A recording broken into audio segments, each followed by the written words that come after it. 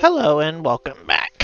So, today I'm going to be actually talking about something I saw that's more generalized than usual. However, this has very little to do with actual evolution, I think. I actually haven't seen the video itself yet. So, I'm just going to let this run and just kind of have it play in the background. But today, we will be looking at this video right here. So, you can go, I'll put a link in the description when I'm done. So yeah, just feel free to do that. Please be respectful, obviously. Make sure that, you know, we don't throw around words or anything. Make sure that everything is as you would want to. Because, like I said, I care more about the truth than I do anything else. So, now I've never heard of this guy before, and he's definitely never heard of me. This is the second video, and the first one doesn't even have any views yet. So, that being said, let's begin, shall we? There we go. You've heard of the universe, but have you heard of the multiverse? Yes, I have. Proponents of the multiverse claim that there's a vast, possibly infinite array of other universes different from our own. The multiverse typically comes up in discussions between theists and atheists. Sort of. So the reason I say that is because, in reality, the multiverse, last I checked, now my information could be outdated because it's been probably more than a year since I've checked, but the multiverse theory itself is, or it's more of a hypothesis than a theory, really. So I would like to just bring that up right now. Now, the reason why I say this is because the actual video itself, where it says multiverse response, that's not. I'm going to let this play, and I'm just going to see. Discussions about what's called the fine-tuning of the cosmos. Theists point out that the universe is finely tuned for intelligent life. They say that the odds of getting a universe like ours are so staggeringly small, we can't be here by chance. And there's a few problems with that, but we'll let it play, and then I'll actually respond to that. Atheists respond by claiming that if there's actually an infinite array of universes, well, it's not so improbable that at least one of them would be capable of supporting intelligent life. In fact, many of them might be capable of supporting intelligent life. All right, give me a sec. I'm going to bring something up real quick. Vice Rhino fine tuning. Okay. So I'm trying to see if I could find, because definitely not. That's not what we say. That's not how it's mentioned. And I'll say we, just shorthand. But understand, I am far from an expert in any of this stuff. I'm just a normal person looking at this stuff. Well, I can't find the original. Can't find the original person. Or I was trying to find it, but basically, I was looking up Vice Rhino because he's the one that really says it best. I can't find the video where I found it, but basically, it's more of the fact that the universe isn't fine-tuned. I mean, think about it.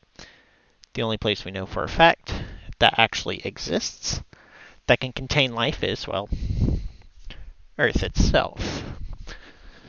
You know, we can go out to space, we can see other places, and see that the Earth, so far, is the only place. Now, try going up to space without a spacesuit, you won't make it. Try to go underwater. Yeah, there's life down there, but you personally won't. The reason why it seems fine-tuned is because we adapted to it, not the other way around. You know, it's like when a person just feels natural going to war or something. That's a human-made concept, yes. But that person, over the course of multiple generations, became more and more attuned to doing that, and so it feels natural for them.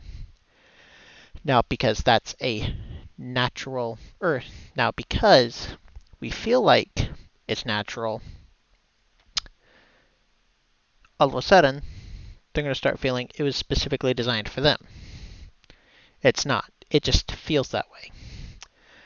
Probably rambled on too long on that front, so let's move on. With infinity on your side, so much is possible. But wait a... Oh, another thing I forgot to mention. I'm not trying to cut him off. I just forgot to mention something else as well. We only have the sample size of 1. And in actuality, from my understanding, again, I got this particular piece of information from the King Crocoduck Kent Hovind debates. I don't know which one it was. But King Crocoduck mentioned how the universe seems more like a closed system than it does an open one, which actually, in of itself, kind of flies in the face of that. But that's okay, because we only have the sample size of 1, so we actually cannot determine how rare it is, how lucky we are for that to exist. And something to remember, a chance greater than 0 is still a chance. It's never going to be specifically, or it's never going to guarantee specific design. So moving on from that, let him continue on. Sorry, I just had to ramble on there. Wait a moment. Theists have infinity on our side. So if atheists think it's reasonable to appeal... Now, I'm just going to ignore this part because, like I said, the multiverse side itself doesn't matter that much. ...to an infinite array of universes to explain the features of our universe, obviously, they shouldn't have any objection if theists do the exact same thing. Obviously, they shouldn't have any objection if theists do the exact same thing. What do I mean here? I mean that... Yeah, and sorry about that. I was trying to move my mouse around to kind of show, but the thing was still on YouTube when that happened. Anyway, moving on. Theists can offer a multiverse response to what's called the problem of evil, or the argument from evil, and that atheists, if they're consistent, can't really object to our multiverse response. Let's see how this works. First, we'll make sure everyone understands the fine-tuning argument. Then we'll cover the multiverse response to the fine-tuning argument. Then we'll make sure everyone understands the problem of evil. And finally, we'll present the multiverse response to the problem of evil. So, fine-tuning. To get the idea here, think about a fish tank. I was about 7 years old, and my friend Todd got a fish tank with a bunch of fish for Christmas. We were using the fish tank thermometer as a torpedo to try to hit the fish, and Todd broke the thermometer. Okay, where is this going? That's where I gotta figure out. All his fish died in the next few days. Why? Because the tank had to be kept at a specific temperature for the fish to survive. The temperature had to be finely tuned, but not nearly as finely. Okay. I'm gonna keep letting it play after this. But the problem with that is the actual creature adapted to their environment, not the other way around. Why do I say this? Because let's, I don't know, increase the water here. Increase the water. I did not think this would actually become practical. As you can see, these creatures are still dying. We only have one species, but we have over 1,000 of said species. I don't know how that's happening. This number right here is the amount of individuals. And then this right here is general species. But I'm going to let this play out. Well, I'll get back to this, actually. I'll continue with the debate. But basically, the creature adjusts to the environment, not the other way around. The environment was created for them. They were created for the environment. Like, if I were to flood this whole place, a lot of these creatures would die. Tuned as the universe. The fundamental structure of the universe has to be finely tuned for intelligent life. The forces and constants of physics, certain physical quantities, the ratios between the masses of atomic particles. Alright. Give me a sec. Okay. So, I'm trying to think of a way to actually put this in Google right now. But basically, it's a lot brighter than they're making it sound like. It's not as detailed as you might, or it's not as narrow as they like to point out. Like, I'll do the orbit of the Earth. Okay, sun habitable zone with Earth in it. I realize you cannot actually see what I'm doing, but I'll move it over in a sec. Okay, I'm trying to find an image. I don't know if... No, that's not the scale. Oh, here we go. This might be a little bit better. It's not... I don't think it's to scale. But basically, you see how much wiggle room he has just right here. I think it's like... What is it? 300 Earths or something like that? Some crazy amount. Planets beyond our solar system. As you can see, just right. Let's see. As you can see, habitable zone, X-ray radiance. This is our place. You can see how big that is. So just randomly wanted to bring it up. Planet size 1 to 2 Earth. So it's basically, it has an entire Earth to play with itself. Basically. So it's not as finely tuned, and that's just one small thing I noticed. Again, definitely look it up. I recommend King Crocoduck for that if you want to go more into details on that. But anyway, moving on. Particles and the properties of elements and compounds have to be just right, or we wouldn't be here. Consider some of the forces of nature. Without gravity, there'd be no planets, stars, or galaxies, and I wouldn't even be able to sit in this chair. Without the strong nuclear force, protons and neutrons wouldn't hold together in the nucleus of an atom, and hydrogen would be the only element on the periodic table. Without the electromagnetic force, there'd be no chemical interactions between atoms, and the molecules necessary for life couldn't form. But the big thing about that is, can it even be any other way? We don't know. We don't have a scale, or we don't have a way to actually measure that yet. We're not even sure if we're just super lucky or if the universe was bound to happen. We don't know if those actual, the strong and weak, nuclear forces and the gravity can be any different than what it is. Not only that, but would things be different if these forces were changed? Yes. That is absolutely correct. However, that doesn't mean that life will not exist. There's quite a bit of wiggle room that they're not talking about here. So, like I said, just the one little small example. I'm not an expert on that front, and I would defer to, I think, Aaron Raw does a good example of, okay, fine-tuning. Yeah. Oh, no, he doesn't. Okay. But yeah, basically the fine-tuning argument, not the biggest thing. But the fact that we have the necessary forces isn't nearly as surprising as the fine-tuning of the numbers that physicists plug into the laws of nature. These are the constants of physics: the cosmological constant, the gravitational constant, the strong force constant, the fine structure constant. These numbers could have had a wide range of values, and yet the values they actually have fall into the extremely narrow range that make biological life possible. Again, it's not as narrow as he's making it out to sound. The reason we're alive is that the universe turned out just right for life. Or rather, out of a broad stroke, we happen to be in some range of that broad stroke. And that's only Earth as far as we know. We haven't seen any other, planets that have any life on it.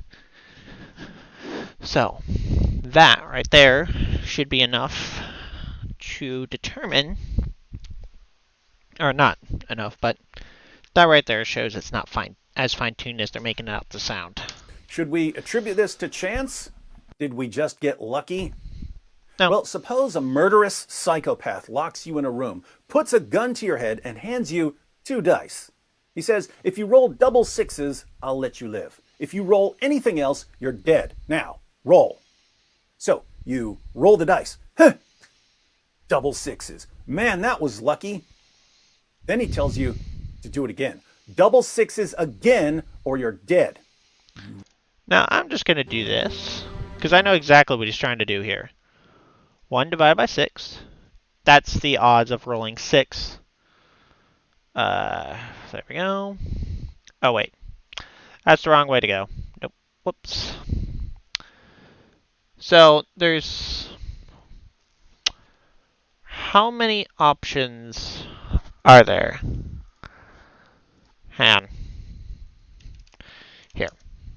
What are the odds rolling a double 6? 1 in 36. Now. Okay. So 1 in 36 is the actual chance. Now, most people are going to think that, oh, hey, look. This is the odds of rolling a double 6. And then we do it again. Oh, that's right. My bad. Okay. But in reality, most people are going to think that's going to keep compounding, going to keep getting harder and harder, when in reality, it doesn't matter. It's always going to be 1 in 36. And also, just to point out that dividing, you're never going to get a 0 chance. If you had a 0 chance of it happening and then, still manage to get it, then something's up, maybe. But rolling a bunch of 6s in a row is not... It's not proof of anything. You just happen to get really, really lucky. Roll them again. Double 6s. That was really lucky. But what if it keeps happening? He makes you roll again and again and again. And day after day, year after year, you keep rolling the numbers necessary for life. Your life. Does there ever come a point where you say, come on, the dice are loaded? If the answer is yes, if there are limits to what can reasonably be described as luck, then we have to believe that someone had us in mind when the universe was created, because the odds of getting a life-permitting universe by chance are a lot worse than rolling double 6s a bunch of times. Again, it's not as fine-tuned as they're saying, and it's also, at the same time, that 1 in 36, each instance it's its own case. Each time you roll that dice, it's 1 in 36. It may seem a little bit ridiculous, but that's just how math actually works. As the late astrophysicist Sir Fred Hoyle said, a common sense interpretation of the facts suggests that a super intellect has monkeyed with physics, as well as chemistry and biology. Something to point out. Again, I'm going to let it finish, but something to point out is common sense has no place in science. And I'm going to bring that up right now. Something called quantum tunneling. So I'm going to let this go in through. Transmission can be finite, depends exponentially on the barrier in height and width. Wave function may disappear on one side and reappear on the other side. All this stuff seems like it should be impossible. There's also quantum superposition, which you can see fundamental states that in waves in classical physics, 2 or more quantum states can be added together, superposed, that the end result will be another valid quantum state. So to oversimplify this, it's basically saying a thing, or the quantum can be both a 0 and a 1. I'm going to call them qubits because the next thing I'm going to bring up is, of course, that. So, that sounds ridiculous, right? How does it make sense that quantum tunneling, to oversimplify that, is going from one end to another instantly? Affecting one qubit or one quantum particle, instantly affecting another quantum particle. Again, I'm vastly oversimplifying this stuff. Common sense says that should be impossible. And then, how can something have two positions at once? That just sounds impossible, right? And if you don't believe that, have fun explaining this, the D-Wave computer. Excuse me for that. So, basically, quantum computing. This literally functions off of quantum mechanics. Those two principles I just showed. Real quick. And I definitely recommend checking out the Wikipedia page. Definitely doing some more research on it if you're interested, but there's just no way I can explain this stuff since I'm struggling to understand it myself and I've spent a long time studying it. But as you can see, it actually functions off of the quantum stuff. Actually, Linus Tech Tips does a prime example of that if you go to their D-Wave lab tutorial thing. Moving on from that. And that there are no blind forces worth speaking about in nature. But atheists have monkeyed with physics, as well as chemistry and biology. And that there are no blind forces worth speaking about in nature. I'm kind of curious about this. Now, I'm bringing this up because I'm just curious. Sir, what's his name? Fred Hoyle. Sir Fred Hoyle.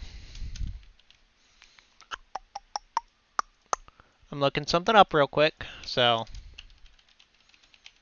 since interpretation of the facts of life, the facts suggest that a super intellect has monkeyed with physics.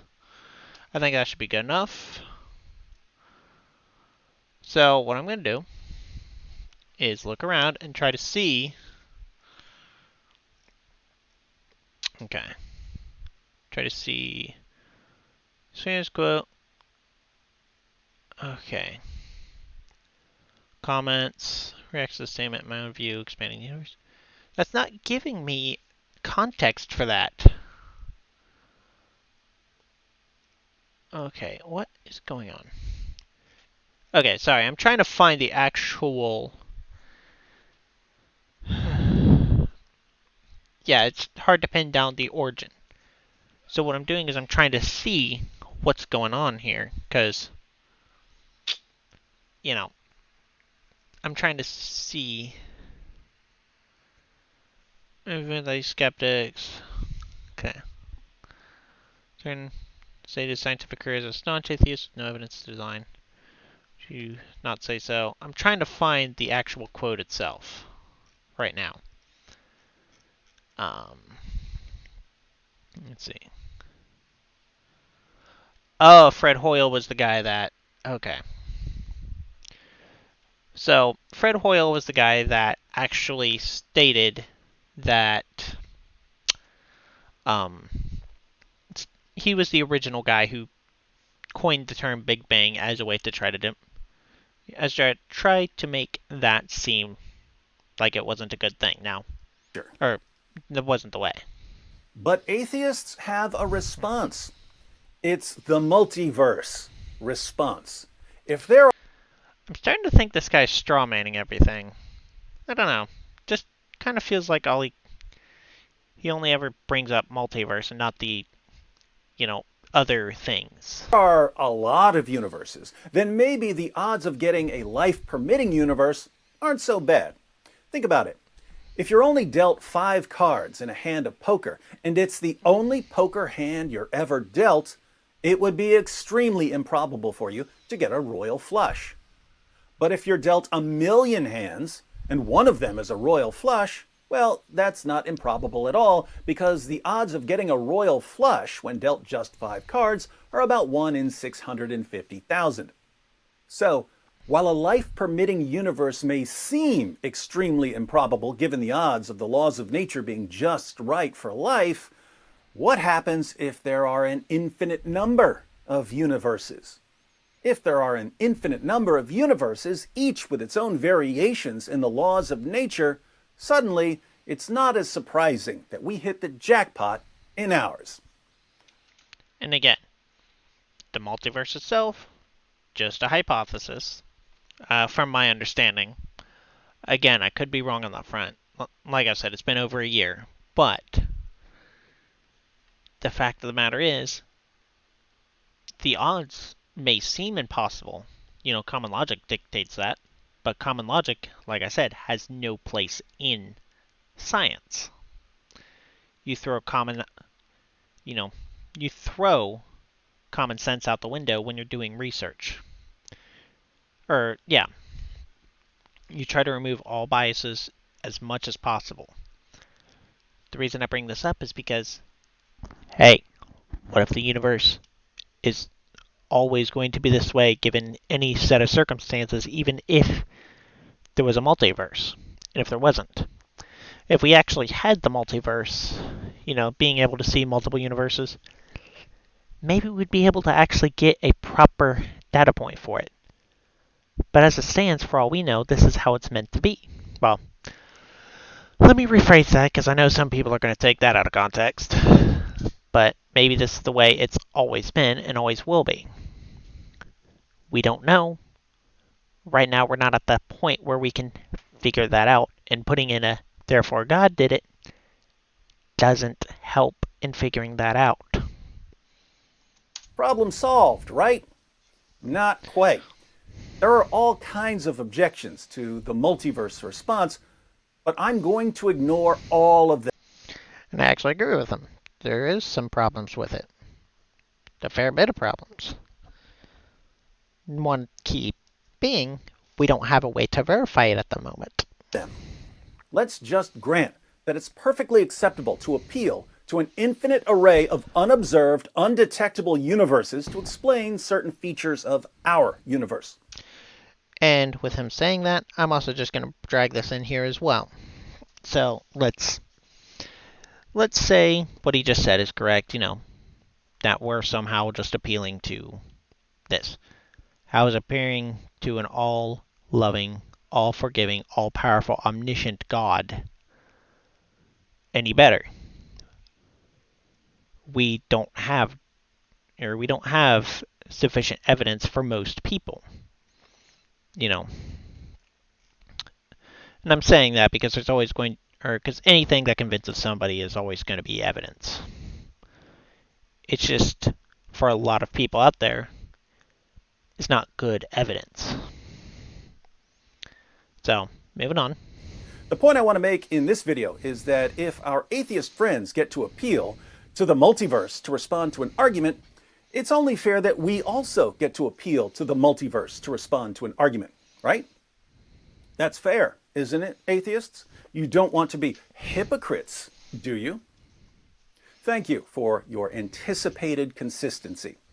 All right, now, the main argument against the existence of God is called the problem of evil, or the argument from evil. It's not the main, it's just one of 1,000 problems. Thing is there's always going to be problems with everything.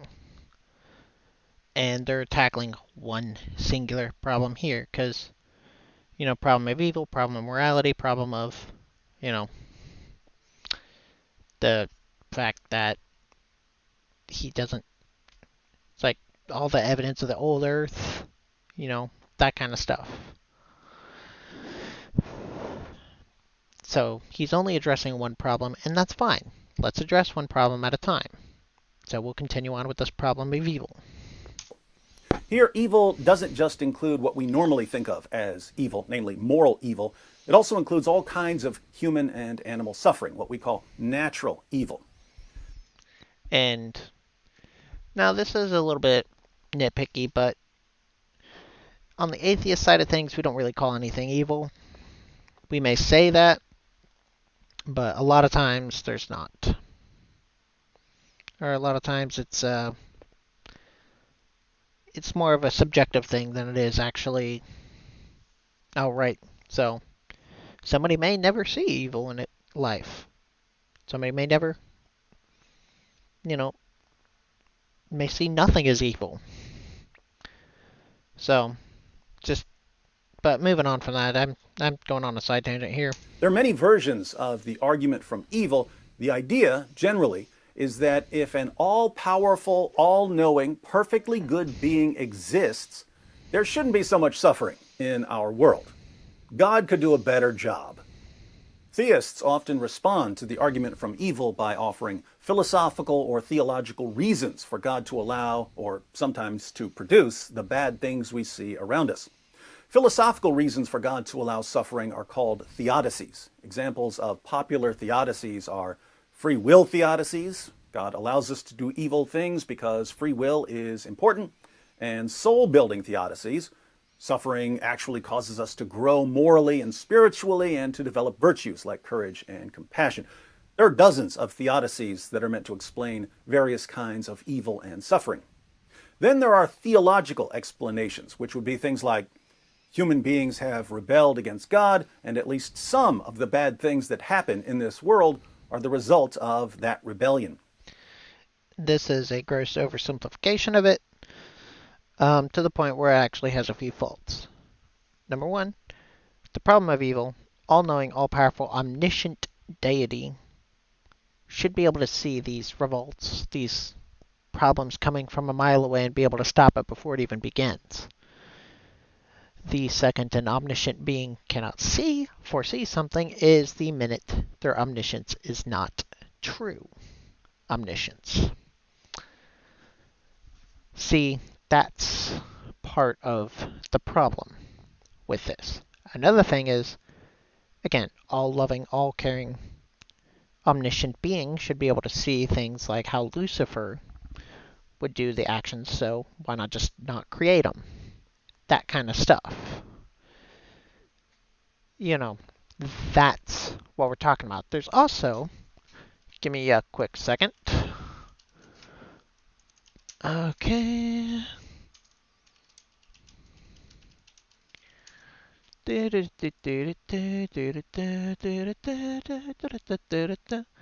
Now, I know there's like 18 million, Bible verses, or 18 million different versions of the Bible, which we won't get into how that's a problem. But also this right here. Let's just focus on this. I make peace and create evil. I, the Lord, do all of these things. All loving, all forgiving, omniscient deity doing that exact thing. That's more of the problem. Atheists answer these philosophical and theological reasons for suffering by saying, in effect, are these things really so important to God that he has to allow this mess we see around us? Is free will so important to God that he has to allow human trafficking? Is soul building so important to God that we need hurricanes? Is punishing us for rebellion so important to God that animals need to get caught in the crossfire? And then theists would argue that these things really are that important. But I'm not going to go in that direction. I'm just going to do what atheists do. I'm going to offer the multiverse response to the problem of evil. I gotta see where this is going. I'm simply going to say, what if God created a multiverse? What if... So he's literally just doing the multiverse with extra steps. Oh, that's funny. That's funny. God created an infinite array of universes. God certainly has the power to do that. Suppose God created each universe with different features. Perhaps the vast majority of alternative universes are the hedonistic paradises that atheists say God should have made. But in our universe, God did things a little differently. He gave people a great deal of free will. He made a place where lots of things go wrong so that people can develop virtues like courage and compassion. Again, I would like to point out, all-powerful, omniscient, all-knowing, all-loving God should not need to temper the soul like that. He should be able to just build souls that have free will that don't do any of that. Like if I want to create an AI for my computer, I'm not going to give it the capacity to override my computer until I'm very well sure that it's not going to mess me up. The biggest difference is I'm a flawed human being, so I may not see some things. However, this is a guy who, or a deity who should be able to see all of that. No problem. So, moving on. He punished rebellion. Can you really say that God couldn't do this in just one of the infinite universes he created? On what basis can you say that he couldn't? Your feelings?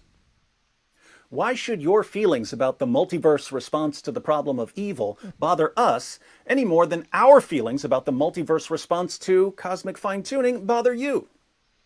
Or are you going to say that there's something really, really weird about appealing to an infinite array of unobservable, undetectable alternative universes to explain away the features of the one we actually observe? Too late to say that now. The problem of evil has been defeated. All No, it hasn't. It's been strawmanned. Like I said, gross oversimplification. Now, for that multiverse thing, why would God create? It's not that he can't. It's why would he? Also, again, that quote, I know that some people are going to say this comes from a book that they don't, or that comes from a Bible they don't agree with. That's fine. Just understand your inerrant word of God shouldn't ever have this be a possibility. Now, continuing on. thanks to the multiverse. I don't make the rules, atheists. I just enforce them. No one makes the rules. By the way, if you'd like a fuller introduction to cosmic fine-tuning, be sure to check out William Lane Craig's excellent animated video on the fine-tuning of the universe.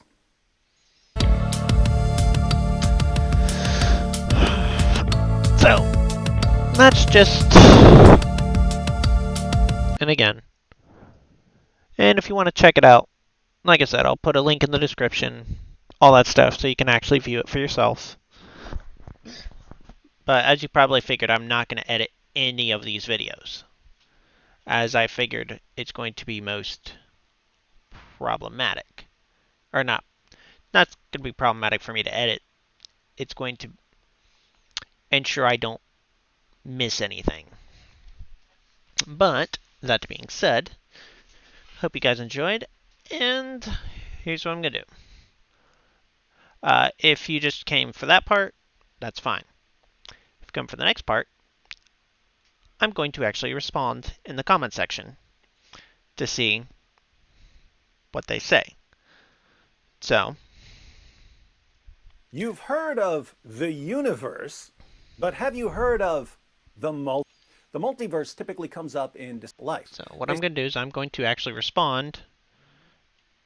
An infinite capable of supporting intelligence side. So if atheists think it's reasonable to appeal to an infinite array of universes to explain the features of our universe, obviously they shouldn't have any objection if theists do the exact same thing. Okay.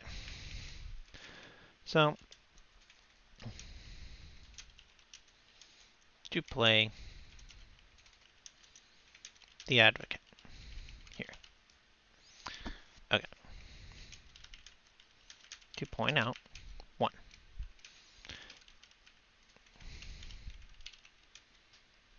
Okay, so what I'm going to do is I'm actually going to do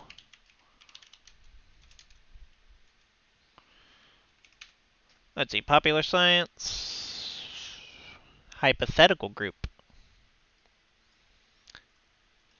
is a moment. Stream to misrepresent that.